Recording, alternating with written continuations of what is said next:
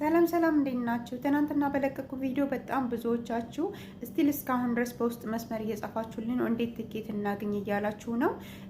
ነገር ግን ቲክቶክ ቫይራል ስለማያወጣ ቁጥር ሲለቀቅ አላወጣልኝም፣ ለዛ አላገኛችሁትም።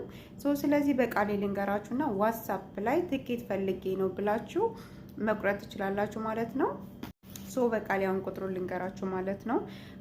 ኮዱ የኢትዮጵያ ኮድ ነው 2519 24 98 66 66። ሁለተኛው 2519 24 93 66 66 ድጋሜ ማለት ነው። ሶስተኛው 2519 26 79 44 44። አራተኛው 25 19 24 92 66 66።